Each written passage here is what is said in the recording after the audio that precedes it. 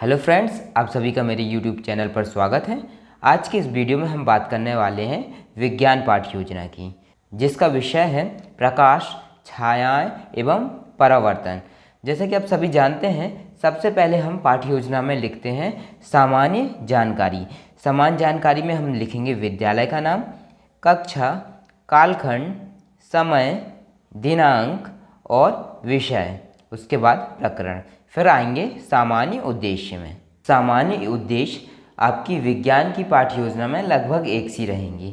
ये आप 4-5 लिख सकते हैं, जैसे विद्यार्थियों में वैज्ञानिक दृष्टिकोण का विकास करना, विद्यार्थियों में तार्किकता का विकास करना, विद्यार्थियों में विज्ञान के प्रति अभिरुचि उत्पन्न करना, दैनिक जीवन में विज्ञान के अनुप्रयोग की जानकारी देना, विद्यार्थियों में वैज्ञानिक अभिक्षमता उत्पन्न करना।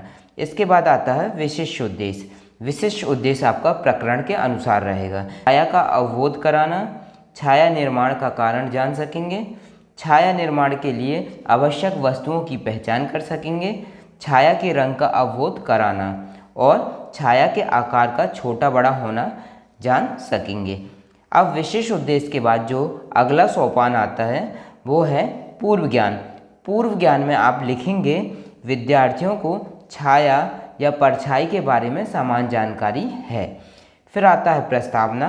प्रस्तावना में आपको लिखना है एक तरफ प्रश्न, दूसरी तरफ संभावित उत्तर। इसमें आप लिखेंगे पहला प्रश्न, प्रकाश क्या है? तो इसके उत्तर में लिख देना है प्रकाश ऐसा माध्यम है जिसकी सहायता से हम वस्तुओं को देख पाते हैं। ये संभावित उत्तर बच्चों के द्वारा दिए जाएंगे। फिर पूछेंगे प्रश्न में पारदर्शी वस्तु किसे कहते हैं? इसका संभावित उत्तर आएगा ऐसी वस्तुएं जिनके आर पार स्पष्ट रूप से देखा जा सकता है, पारदर्शी वस्तुएं कहलाती हैं। फिर है प्रश्न, लिखेंगे अपारदर्शी वस्तु किसे कहते हैं? इसका संभावित उत्तर आएगा जिन वस्तुओं के आर पार नहीं देखा जा सकता है, अपारदर्शी वस्तुएं कहलाती है। फिर आगे बढ़ते हैं। प्रश्न है, जब कोई अपारदर्शी वस्तु प्रकाश के मार्ग में आ जाती है तो क्या होता है? ये बच्चे नहीं बता पाएंगे। ये हमारा हो जाएगा समस्यात्मक प्रश्न। जैसे ही समस्यात्मक प्रश्न आता है हम आगे बढ़ते हैं उद्देश्य कथन की ओर। तो उद्देश्य कथन हमेशा समस्यात्मक प्रश्न से रिलेटेड रहेगा। जैसे बच्चों, आज हम छाया के बारे में विस्तृत जानकारी प्राप्त करेंगे। फिर आपको लिख देना है शिक्षण विधि। शिक्षण विधि में हम प्रदर्शन विधि का प्रयोग करेंगे, तो इधर आ जाएगा प्रदर्शन विधि। अब आते हैं प्रस्तुतिकरण। प्रस्तुतिकरण में आप 3 कॉलम बना लेंगे, पाठ वस्तु का विकास, शिक्षक छात्र क्रियाकलाप और अपेक्षित व्यवहार परिवर्तन। पाठ वस्तु का विकास में आप लिखेंगे छाया। फिर दूसरा कॉलम शिक्षक छात्र क्रियाकलाप में आप लिखेंगे क्रियाकलाप। इसमें क्या लिखना है? कुछ अपारदर्शी वस्तु को जमीन से ऊंचाई पर पकड़ते हैं, फिर एक और ये टॉर्च द्वारा उन पर प्रकाश प्रवाहित करते हैं, जिससे वस्तु की दूसरी ओर पर्दे पर काले धब्बे छाया बनते हैं। अब इन धब्बों की बाहरी रेखा खींचते हैं। इसी तरह अन्य वस्तुओं की छायाओं की बाहरी रेखाएं खींचते हैं। इसमें अपेक्षित व्यवहार परिवर्तन में आप लिखेंगे अवलोकन करेंगे और रेखांकन करेंगे। और आगे देखते हैं। फिर इसके बाद आपको प्रश्न लिखना है। प्रश्न में आप लिखेंगे जब किसी अपारदर्शी वस्तु पर प्रकाश डाला जाता है तो क्या होता है? इसका उत्तर में लिखना है परछाई का निर्माण होता है। फिर आएगा प्रश्न, परछाई को विज्ञान में क्या कहते हैं? इसका उत्तर परछाई को विज्ञान में छाया कहते हैं। फिर प्रश्न है, इस बाहरी रेखा को देखकर बताएं यह किस वस्तु की छाया है? बच्चे बता देंगे पुस्तक। और इसी तरह आगे भी प्रश्न पूछते जाएंगे। फिर पूछेंगे एक और वस्तु को दिखाते हुए और यह किसकी छाया है? तो बच्चे कहेंगे पुस्तक। फिर है प्रश्न, छाया बनने के लिए किन किन वस्तुओं की आवश्यकता होती है? इसमें बच्चा उत्तर देगा प्रकाश, अपारदर्शी वस्तु और पर्दे की आवश्यकता होती है। अपेक्षित व्यवहार परिवर्तन में लिख देंगे प्रत्यय स्मरण करेंगे। आगे देखेंगे हम। शिक्षक छात्र क्रियाकलाप में आपको शिक्षक कथन लिखना है। जब प्रकाश के पथ में कोई अपारदर्शी वस्तु आ जाती है तो छाया बनती है। कभी कभी वस्तु की छाया देखकर हम वस्तु को पहचान पाते हैं और कभी कभी नहीं पहचान पाते हैं। छाया निर्माण के लिए प्रकाश, अपारदर्शी वस्तु एवं पर्दे, जमीन, कमरे की दीवार, इमारतें अथवा अन्य सतह की आवश्यकता होती है। और अपेक्षित व्यवहार परिवर्तन में लिखना है सुनकर समझ विकसित करेंगे। आगे देखेंगे।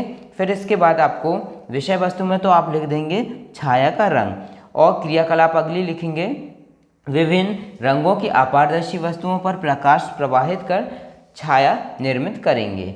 फिर प्रश्न लिखेंगे लाल रंग की बॉटल की छाया किस रंग की होती है, तो बच्चे कह देंगे काले रंग की।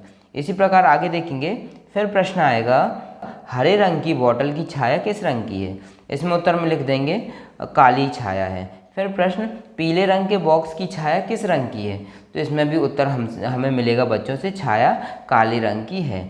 फिर आगे बढ़ना है, शिक्षक कथन लिखेंगे हम। शिक्षक कथन भिन्न भिन्न रंगों की वस्तुओं की छाया भी काली होती है। फिर इधर विषय वस्तु में लिख देंगे छाया का आकार, इसके लिए हम क्रियाकलाप कराएंगे। बॉटल को जमीन में रखकर प्रवाहित हो रहे प्रकाश की स्थिति को परिवर्तित करते हुए छायाओं का अवलोकन करेंगे, और इसमें प्रश्न पूछेंगे जब प्रकाश को वस्तु के ऊपर से प्रवाहित करते हैं तो छाया का आकार कैसे होता है। इसमें बच्चे अभी अवलोकन करेंगे और देखते हैं उत्तर क्या देते हैं। उत्तर होगा छोटा होता है। फिर उसके बाद प्रश्न है जब प्रकाश को वस्तु के पीछे से प्रवाहित करते हैं तो छाया का आकार कैसे होता है। इसका उत्तर बच्चे देंगे छाया लंबी होती है। फिर हमें शिक्षक कथन देना है, उसमें लिखेंगे वस्तु या प्रकाश स्रोत के स्थान परिवर्तन के कारण छाया के आकार में परिवर्तन होता है, और इसमें अपेक्षित व्यवहार परिवर्तन में लिखना है, प्रयोग कर सकेंगे। जैसे ही प्रस्तुतिकरण पूरा होता है हम आ जाएंगे पुनरावलोकन में। पुनरावलोकन में लिख देंगे प्रश्न क्या हमेशा हम किसी छाया को देखकर उसकी पहचान कर सकते हैं, या छाया कैसे बनती है। तीसरा प्रश्न छाया का रंग कैसे होता है या कैसा होता है, छाया का आकार छोटा कब होता है। हमारे सभी प्रश्न आ जाएंगे पुनरावलोकन में। इसी तरह आगे बढ़ेंगे। फिर आता है अभ्यास कार्य। अभ्यास कार्य में आपको प्रश्न देना है छाया निर्माण के लिए किन किन वस्तुओं की आवश्यकता होती है, छाया का आकार लंबा कब होता है, लाल रंग की कुर्सी की छाया किस रंग की होती है। जैसे अभ्यास कार्य होता है, गृह कार्य में आ जाएंगे। गृह कार्य देंगे छाया किसे कहते हैं, क्या किसी अंधेरे से भरे कमरे में भी छाया बनती है। और जैसे ही हमारा गृह कार्य होता है लास्ट में हम लिख देंगे पर्यवेक्षक के हस्ताक्षर, कक्षा अध्यापक के हस्ताक्षर और छात्र अध्यापक के हस्ताक्षर। इस प्रकार हमारी पाठ्य योजना पूरी होती है। दोस्तों वीडियो अच्छा लगा हो और इसी तरह आप आगे भी हमेशा पाठ्य योजना पर वीडियो पाना चाहते हैं तो मेरे वीडियो को लाइक करें और चैनल को सब्सक्राइब करना न भूलें। Thank you.